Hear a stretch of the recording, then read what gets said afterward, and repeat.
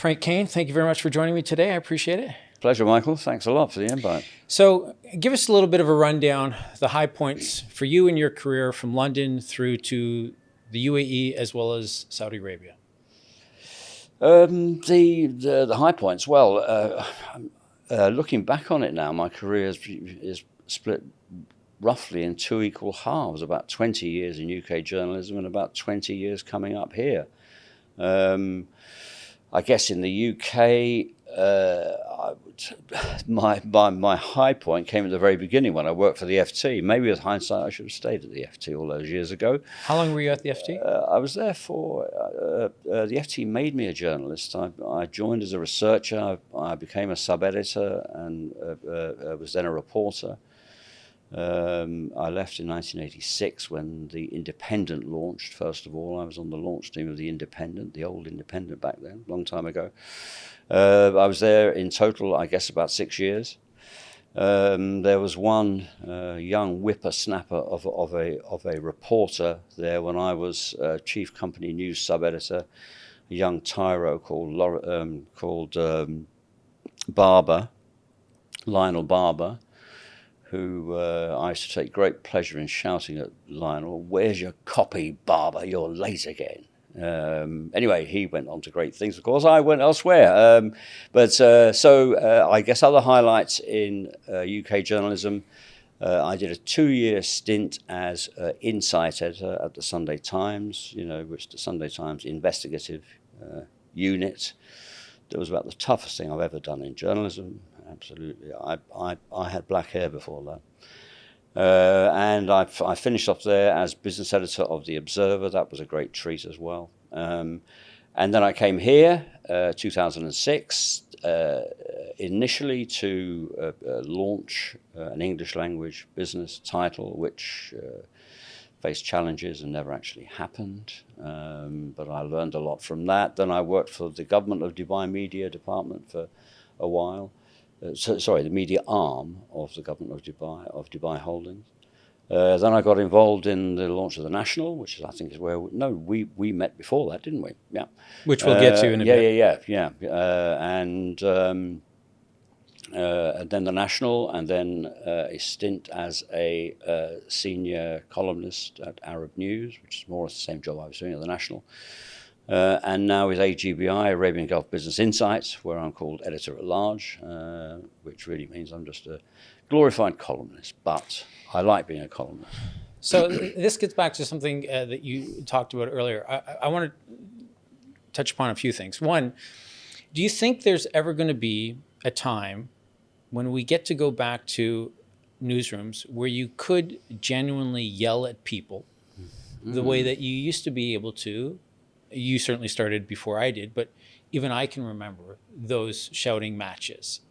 Or do you think even newsrooms have to become more safer or less toxic workplaces?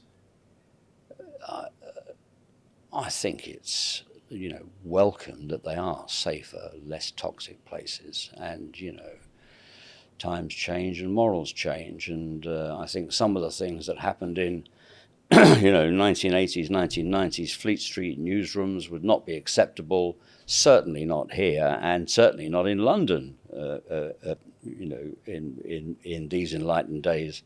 So I think they certainly have changed, and that's probably for the better. Why do we need shouting? The finer point here is that newsrooms are not really democratic places. Mm-hmm.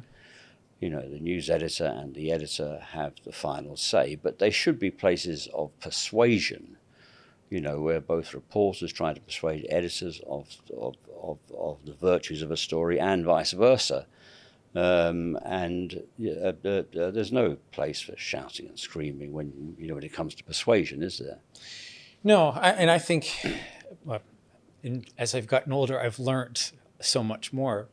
The argument would be that if you're shouting, you're obviously losing the argument as to why, your story should be on the front page, for instance. Yeah.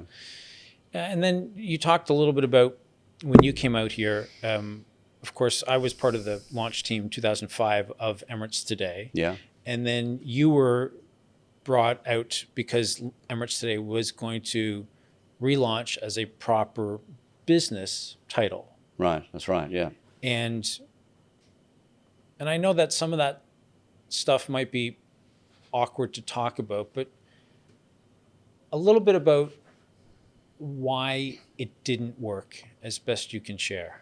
Okay. Yeah, some of that might be tricky to discuss in a public format, but look, the plans that they had in those days for Emirates Today to make it into what was ultimately called Emirates Business 24/7, wasn't it? I think that's what it is. Maybe it's Emirates 24/7 now. I think it's Emirates 24/7 now. Yes. It's a rather broader thing, but certainly the plan then was for a business-focused daily newspaper, English language daily newspaper, and it was an incredibly ambitious plan, if you recall. We hired very expensive consultants who came up with what I thought was a very good design and way forward.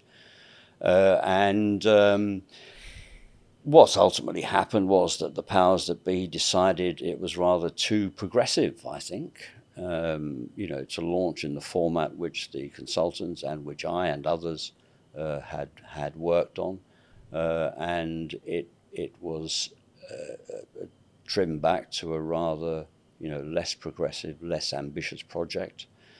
Yeah. Sorry. So then when that happened, that's when you stepped away. More or less, yeah. This was with Arab Media Group. I actually left Arab Media Group soon after the financial crisis. A lot of people were cutting back things then, and I was one of the victims then, 2009 or so. Actually, the title was also a victim then because it didn't survive the crisis in print form. It's now transformed into something else, to an online only version, but certainly not the big ambitious, launch that was planned then. So maybe we were a little ahead of our time. I was just going to say that because I wonder if AGBI is essentially what you would have envisioned for Emirates Business 24/7 back in, 15 years ago? Well, it's really interesting that, Michael. I hadn't actually thought of that, but yes, to a great degree it is. It's a, English language focused, business-oriented, finance-oriented, economics-oriented title that is aimed at a senior readership. The word elite is often overused, but I guess we are looking at an elite readership, certainly C-suite and above. So, look, that's a really interesting circularity there, isn't it? And more than that, because the project that originally brought me out here in 2006 was also an English language business, daily newspaper. Right. So maybe I've been sort of homing in on this ever since. Sure. So that doesn't work out. You step away, do some work with a Dubai holding, and then you and I again came across each other at the National. Yeah. You spent a few years there, and then tell me about. You went to Arab News, which is a big English language newspaper in Saudi. Yeah. I guess that would have been your first real foray into the Saudi market. Yeah, it was indeed, yeah. And how have things, from a media perspective, how have things changed from then to today? Because I guess it's been probably, 12, 15 years, right? Well, 2017. Oh, okay. I went to Arab News. So 8 years. Yeah. And that was just after the Vision 2030 initiative was launched. Soon after Mohammed bin Salman came in as Crown Prince. And look, I must say, I was reading all that while working at the National and thinking, God, that's exciting. Sure. Can this really happen? Does he really mean it? And half of the appeal of Arab News was to get involved in that on the ground, because Vision 2030 is primarily an economic and business phenomenon. There are very important social and cultural aspects to it too, but I was interested in the business and the finance. So to see that, up close and personal, and I certainly did. I mean, Arab News was a redesign. It was a very old-fashioned looking print product. And under the editor-in-chief there, Faisal Abbas, I was involved in the redesign and the relaunch of that. And I think it's a much improved product, and it really has caught the sort of spirit of Vision 2030, if you like, the change. Do you see that the media there, and I know it's tricky to draw the comparisons between Saudi and the UAE. I'll do it, you don't have to do it, but you can comment. I see kind of Dubai as the leader, Abu Dhabi follows a little bit behind, and then they catch up. With Saudi, do they want the media to push the way that maybe things have been pushed and progressed in Dubai, or do they see that they're going to follow their own path where they're not necessarily going to talk about the things that they're just not going to talk about? There is this rivalry between Saudi Arabia and the UAE, and I think I've learned that Saudi Arabia does not like to think it's following, along a UAE path. Sure. It likes to think it's doing its own thing, and to a certain extent it is. Arab News worked within different parameters from the national or from the title that we were involved in too. How different is it? I think actually the two titles that have been the kind of standard bearers, if you like, of the UAE and Saudi Arabia have been The National and Arab News, and they both identified a fairly similar strategy, I think. They want to project themselves on a global stage, and they've both done that in various ways. Arab News has launched lots of international editions in different languages. Arab News prints in Japanese and French. For example, whereas The National has gone for the strategy of launching, opening offices around the world, and almost progressing it via diplomacy. Mm-hmm. By letting other countries, other important media hubs, London, New York, etc., letting them become aware and familiar with UAE media. I think that the National, when it was launched, I think there were a couple of things at play. One, they wanted the world to know the UAE is the country, not Dubai.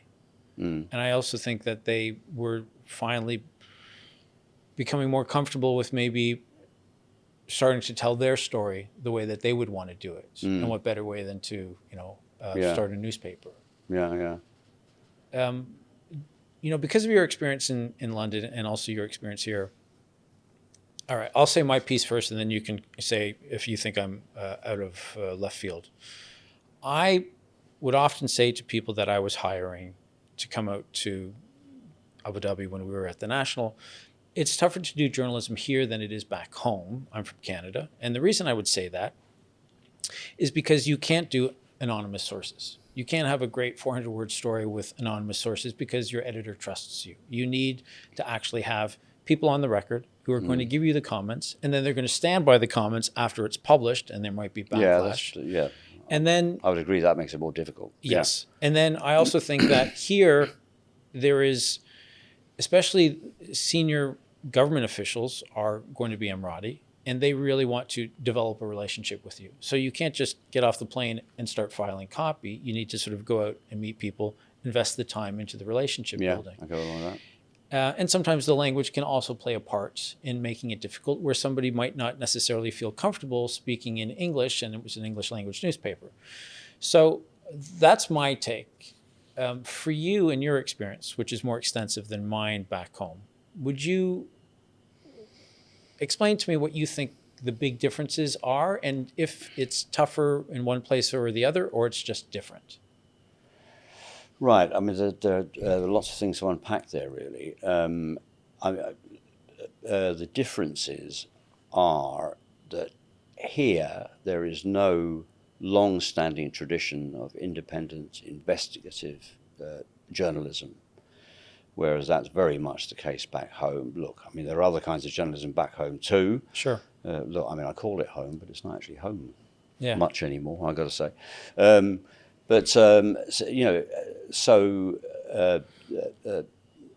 In UK journalism, I guess the same is true, maybe even more so in North American journalism. The default is suspicion, skepticism, irreverence. Mm-hmm. Here it's the exact opposite. The default is respect and deference almost. Right. And you take the word of the authorities here, more or less absolutely, don't you? Mm-hmm. Well, you don't do that in London for sure. Right. You always question what the government says. Let me interrupt you there just for a second, because I would say what adds to that trickiness, though, is that you won't always get an official comment from someone senior here. Yeah. A big story happens and there'll be crickets. Yeah. Whereas back home, people will know they need to speak. Yeah. And so I know that the West will sometimes look at what happens here when there is a big story, and they'll think that we're doing a terrible job because no local media, Arabic or English, has done anything on it. And my argument would be, yeah, but you have people who are talking. We don't have anybody who's talking. Mm. Yeah, so I again, I can't be agreeing with you all the time, Michael, but on that again, I do. And I don't think that they have fully developed the function of, official spokesperson here. And not just unofficial spokesperson too. Somebody that you can trust, who will give the government viewpoint, the official viewpoint on that. That hasn't really been established. AGBI recently sat down with the Dubai Media Office for almost a getting to know you sort of session, which is really invaluable. I came away from that with the impression that that they want to do this.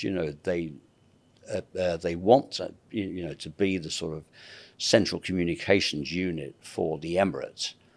But I'm not sure that fits in with the wishes of senior people within the power apparatus. I don't think they want to diffuse that power down to official people. So that's part of the difficulty in finding official responses. If I can also have a slight go at the PR industry here as well, because I think the PR industry in the West is far more sophisticated. They realize that it's their job to persuade people. I go back to the power of persuasion again. Whereas here they don't have to persuade. There are a whole stack of other techniques which can, force their viewpoint or the viewpoint of a client onto the media effectively. Yeah. They don't have to, be quite as, nuanced about it. Yeah, I absolutely agree with that. And I think I have lots of theories. My theory about the PR industry is that oftentimes they have a client who will not follow the advice of the PR agency. I think you're right. The client, even if they have zero media experience, are convinced that they do have media experience. And they will insist on whatever it is that they want, even though the agency might say, no, that's not going to work. Here, I find frustrating the number of times where I've said to people in the PR industry, and even in the marketing department of various companies, have an off-the-record conversation with me. Tell me what you think you have, and I can tell you exactly what I could do with that. Yeah. And I have never been taken up on Right. that opportunity to have an off-the-record conversation where they could then have legitimate feedback from a senior editorial member that they could take to their client. And I don't but know. their priority is to get the press release published. Yes. And this is the other thing that frustrates me. I'm going on a rant now, is that back home, if you and I came across a story in a paper where it was, say, 50% favorable to the client, 25% negative, 25% indifferent, everybody in the West would say that's a win. Yeah, yeah. Here, unless it's 100% Here it's the positive, focus on the 25%. Yeah, exactly. and that's where I don't know if the clients are too powerful or they just know the market so well that they know they can try to bully the local media. Because the number of there certainly is that aspect. But to go back to the PRs, aren't they failing in their duty of educating the client? So I would agree that they are, and I think I can be as critical of the PR industry as you could be, but I do think that there is oftentimes an Emirati figure who's on the senior side of the client, and they know the reality. They know that they can make a phone call and bully somebody into changing something, if it's a headline or a lead.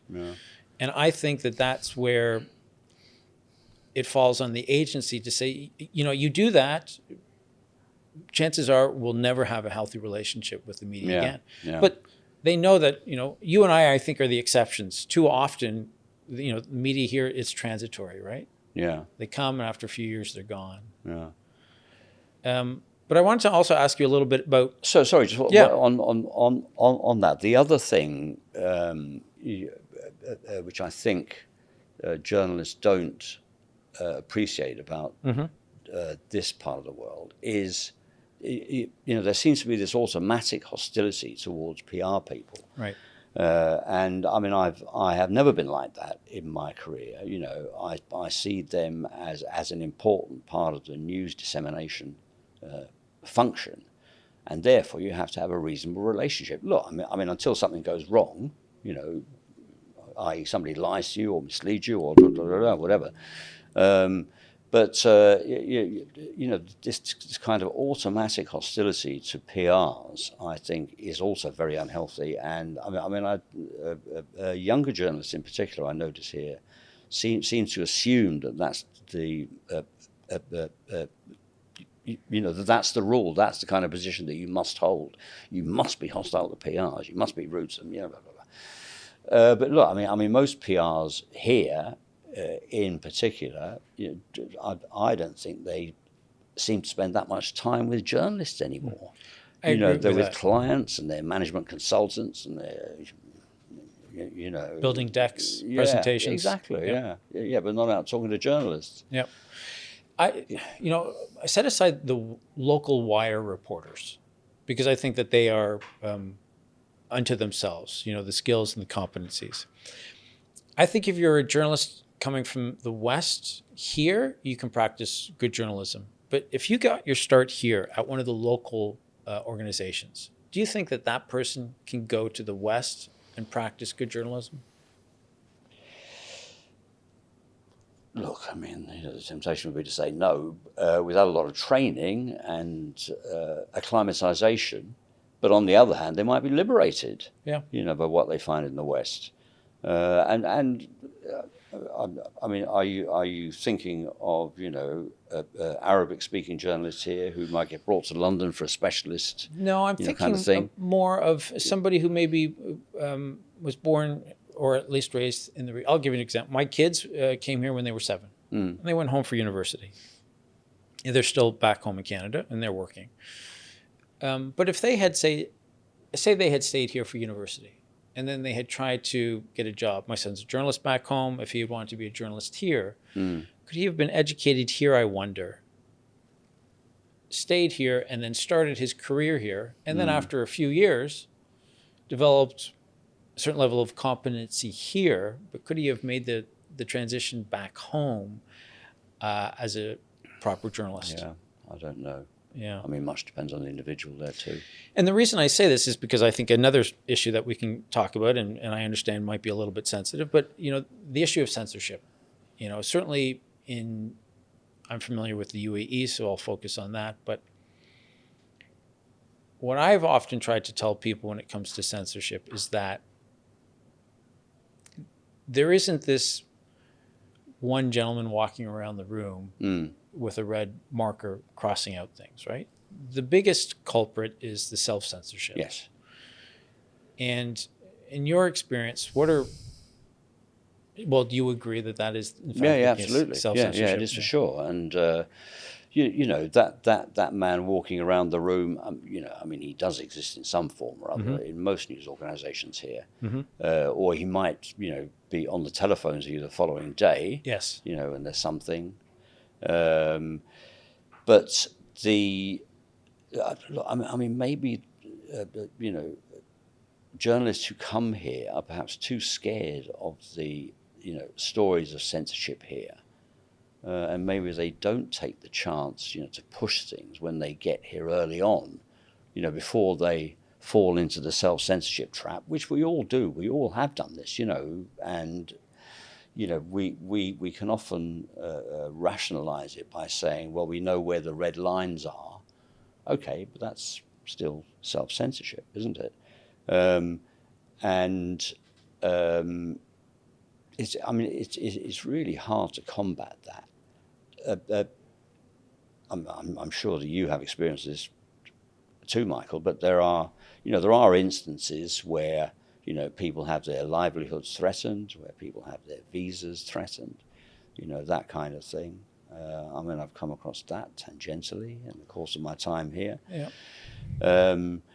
So, that does exist, but therefore that would, encourager les autres, the ones who hear about that will be terrified, and therefore they will self-censor. Look, I mean, what's the answer here? I don't know.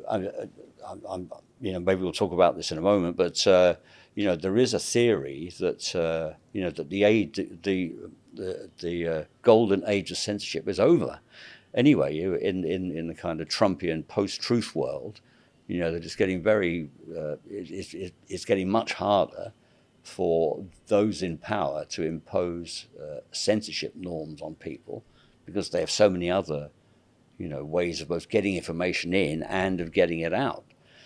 And, I think that's maybe the case, actually. Yeah, I think things will always get out now, whether they can be covered right in, legacy media. Yeah. Yeah, absolutely. I think you're right, because I'll give a recent example that's not about here, but Benjamin Netanyahu, the Prime Minister of Israel, will stand up and say that there's no famine or starvation in Gaza, and yet you and I can pick up our phone and see picture after picture and video after picture that contradicts exactly what he is saying, right? And which Netanyahu will then say is fake news and AI generated photos, blah blah blah. We've heard all this rubbish. Yes. Yeah. Yeah, and then it's as though then you have to pick a side. Whereas when you and I would have started in journalism, it wouldn't have been necessary to pick a side. You could have just followed the facts, and that no longer is the case. But I want to talk about something, and not to put you on the spot. I can talk about it a little bit if you want, but the no-go areas when you're reporting here. I'll speak first. Right. So for me, Sorry, let me just get a glass of water. Yeah, of course. I've said that there are, again, when I've spoken with colleagues or when I've hired people who are coming out and they've talked about the idea of censorship, and of course we live in a place where there's a lack of press freedom and whatnot. I've said there are three no-go areas. One is the private lives of the sheikhs. Yeah. The other is the difference between Shia and Sunni. Yeah. And then the third is the issue of the Baduns, right? Not the Bedouins, but the Baduns, the Right. stateless. Yeah. And I said, you can do those stories, but you need very senior government officials to go on the record with whatever it is that they're going to talk about. So I want to, you know what? I'm going to change the question and instead of asking you what you think the three no-go areas are. When it comes to news versus business and the issues of censorship and lack of press freedom and stuff, which do you think is more difficult to cover effectively? Because back in the West, there would be, audited reports that would have to be certified and then be made public, and then people could dig into them. And here, that isn't always the case. Yeah, I mean, there are those, but yes, and look, the West hasn't been, completely spotless in that. 100%. Yeah, in that regard either, because they have, the big globe-busting financial crises have all originated in the West, not here. But yeah, sorry, No, that was it. So, which is more difficult? Which is more of a challenge, do you think, so that you're not going to get into censorship issues, you're not going to get into a lack of ability to cover a story? Do you think, news reporting or business reporting? Well, you see, when I first came here, 2005, 2006 or so, I was obviously aware of the sensitivity issue, the censorship issue. But my thinking then was, well, look, I'm a business journalist. I'll be writing about price-earning ratios and financial reports and that kind of thing. There's nothing political about that, is there? There's nothing culturally, sensitive about that, is there?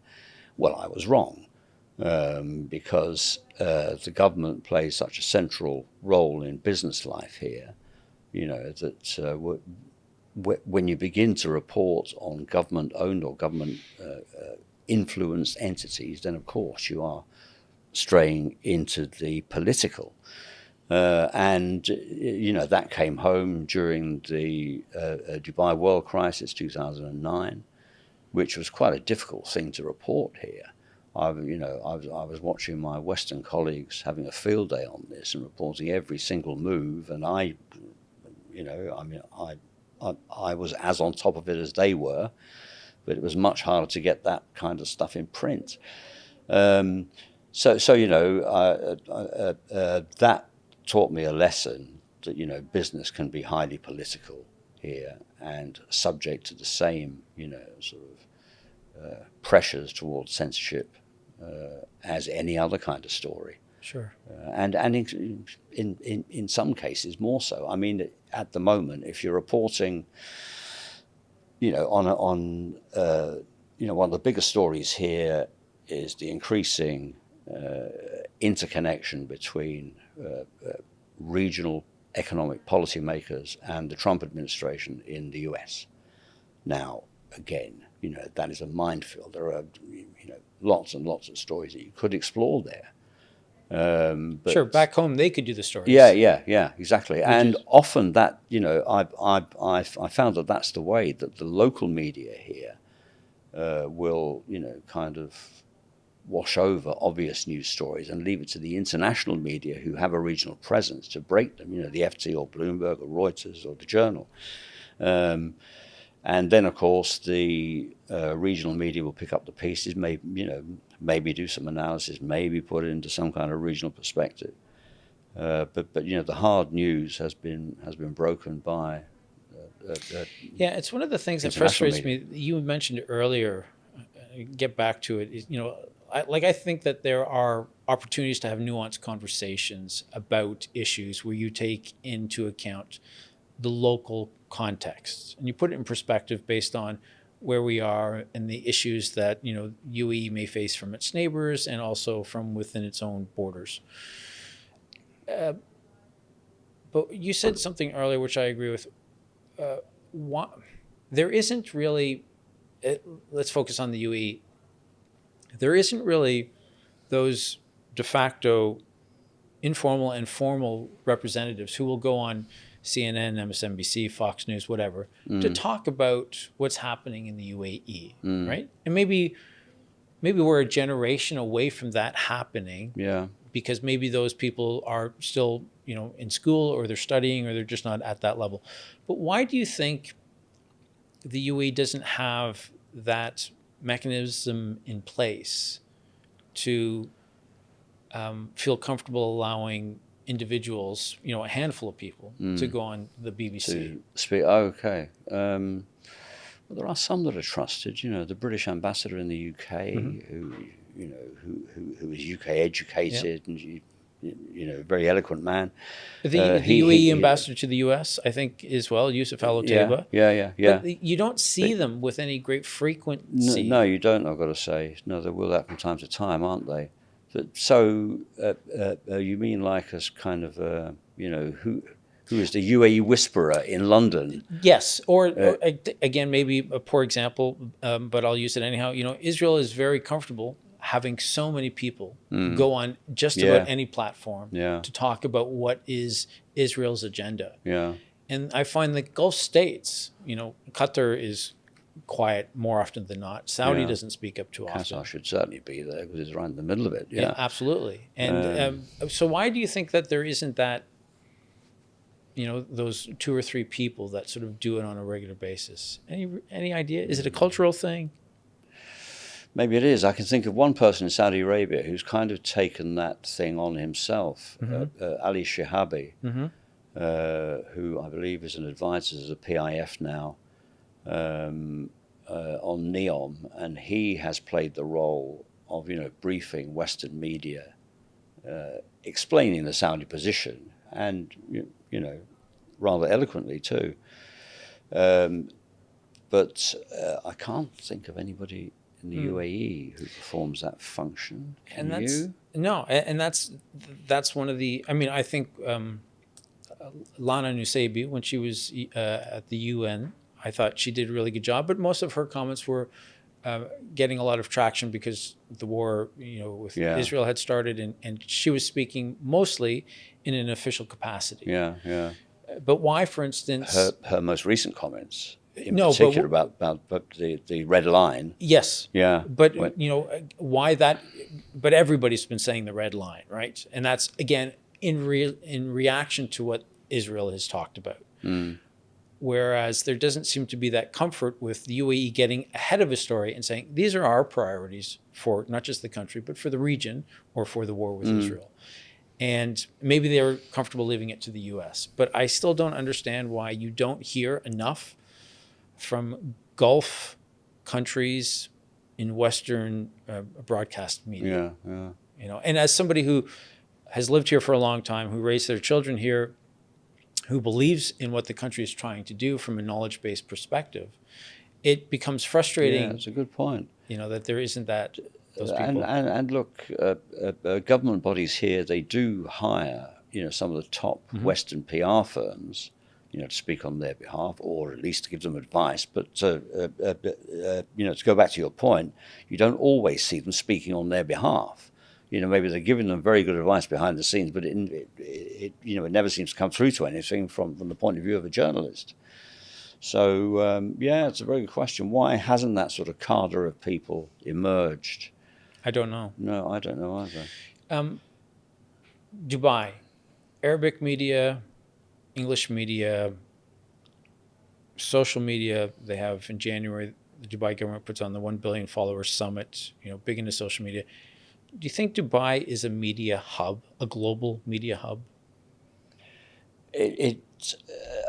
Yes, I think it is, but kind of almost by default, and also despite the fact that Abu Dhabi is challenging on that front as well, but because it is probably the most comfortable place to live in the region, it has attracted Western media,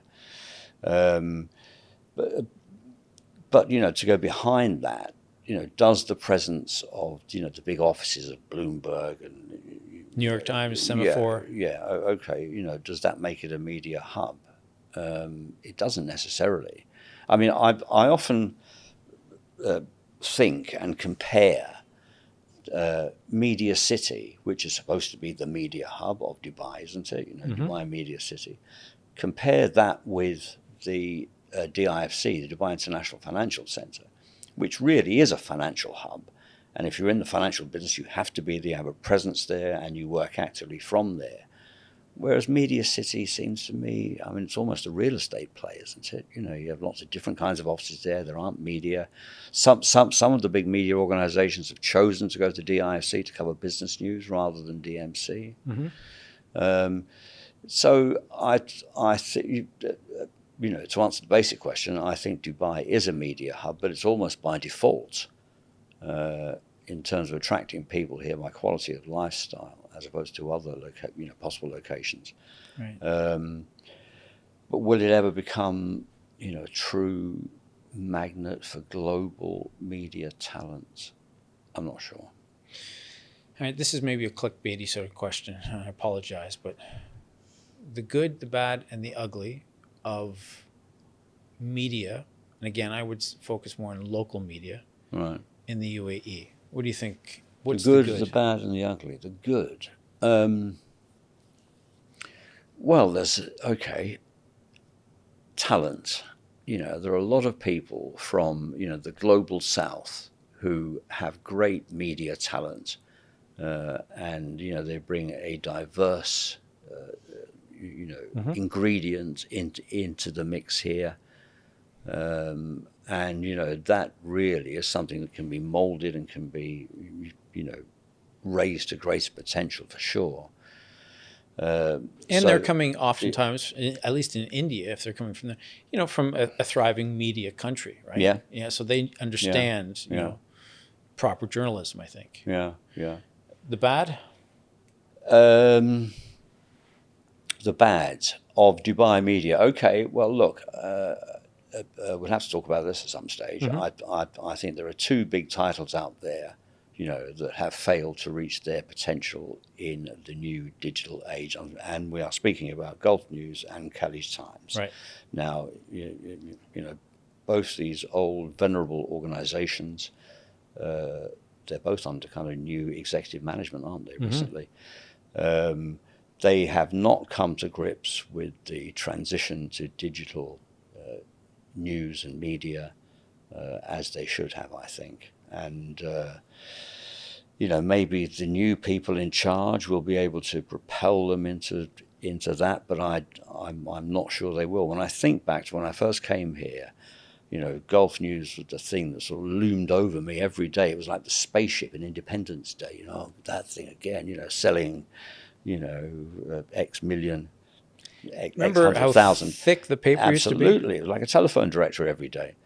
And, you know, all that market leadership and that prestige and that brand value seems to have been eroded. And I don't see, you know, it'll be a tough job to bring that back. Look, I mean, if you're being, you know, sort of cynically realistic about this, you could just say that in the modern digital environment, there isn't room for two titles like that. Right. Maybe they should merge. Yep. Maybe they should cut print editions, you know, once a week, print or something like that. You know, I mean, print or not, you know, your opening question to me was print or digital. Right. Well, I mean, I still occasionally read a print product.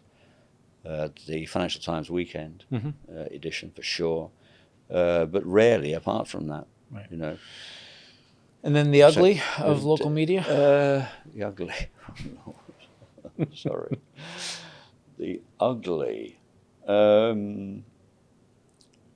mean, there's a lot of, you know, influencer nonsense, isn't there? And I mean, I'm not really for restricting, you know, any kind of media content, but the new government laws on, you know, influencers, that's good, I think. You know, get rid of some of that. Right. You know, how does that help the image of the Emirate? I don't think it does. Yeah. Maybe it sells a few more off plan somewhere. But, yeah, I think the influencer market has just got too big and too disparate. Right. Badly organized. Cool. Thank you, Frank Kane. I appreciate this.